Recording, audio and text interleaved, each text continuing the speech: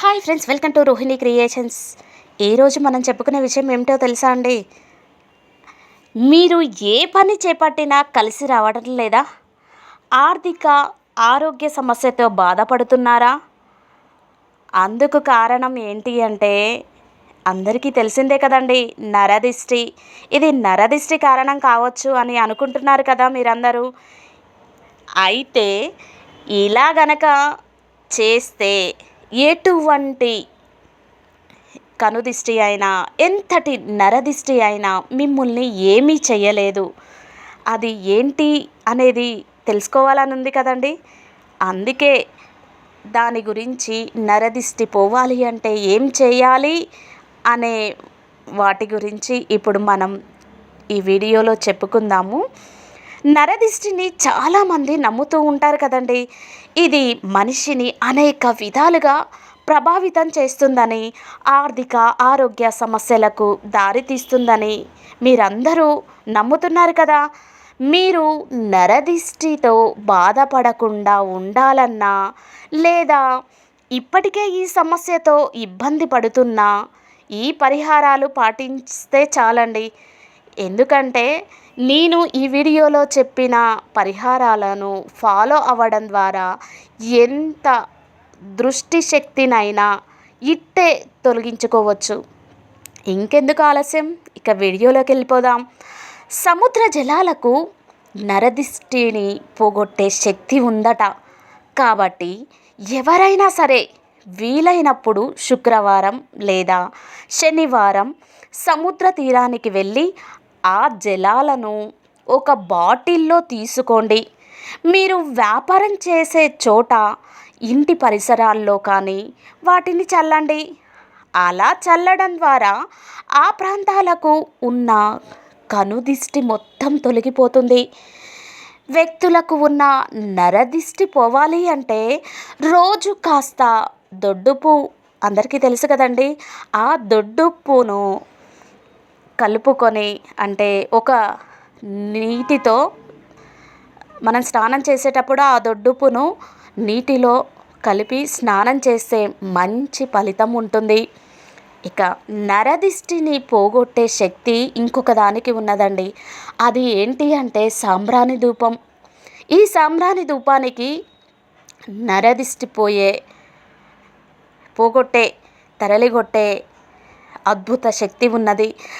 అది అమావాస్య లేదా పౌర్ణమి, అష్టమి, నవమి తిథుల్లో సాయంకాలం పూట ఇంట్లో లేదా వ్యాపార స్థలంలో ఈ ధూపం వేయాలి.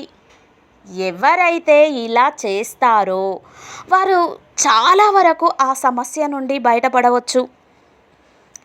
ఇంకా దృష్టి దోషం పోవాలి అంటే మంగళవారం ఒక ఎరుపు వస్త్రంలో కొద్దిగా దొడ్డుప్పును మూట కట్టి దాన్ని ఇంటి ముందు లేదా వ్యాపార స్థలం ముందు కానీ కట్టాలి.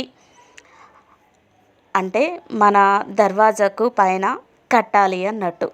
బుధవారం ఆ మూటను ఓపెన్ చేసి దానిలో ఉన్న ఉప్పును ఎవరూ తొక్కని చోట చెట్టు మొదట్లో పోయాలి.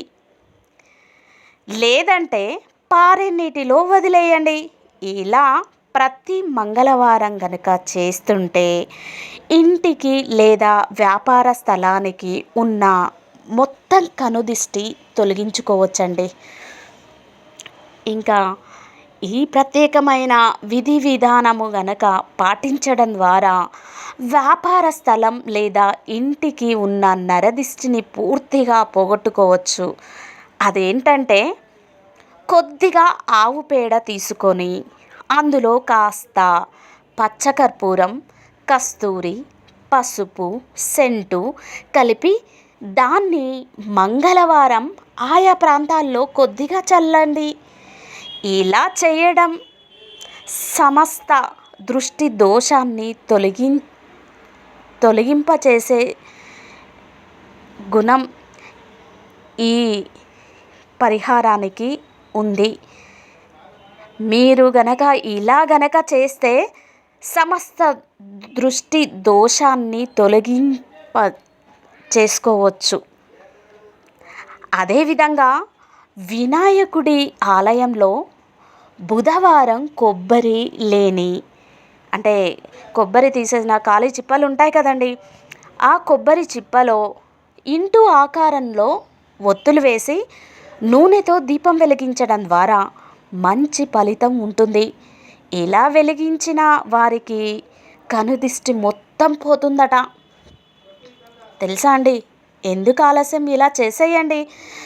ఇంకొక పరిహారం ఏంటంటే, బంగాళదుంపలలో బంగాళదుంపతో కూడా నరదిష్టిని పోగొట్టవచ్చండి.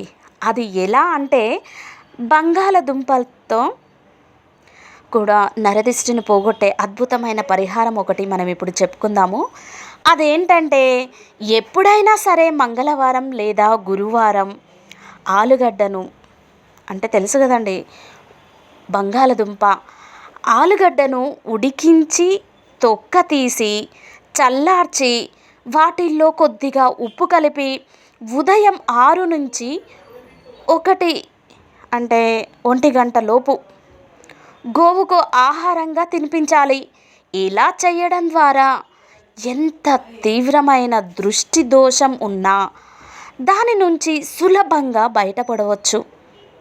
ఇంకెందుకు ఆలస్యం? ఎవరైతే నరదిష్టితో బాధపడుతున్నారో నేను చెప్పిన విధంగా ఇలా చేయండి. ఇలా చేసి మీకు కనుదిష్టి, నరదిష్టి, దృష్టి దోషాలు అన్నీ పోయాయో లేదో కామెంట్ చేయండి.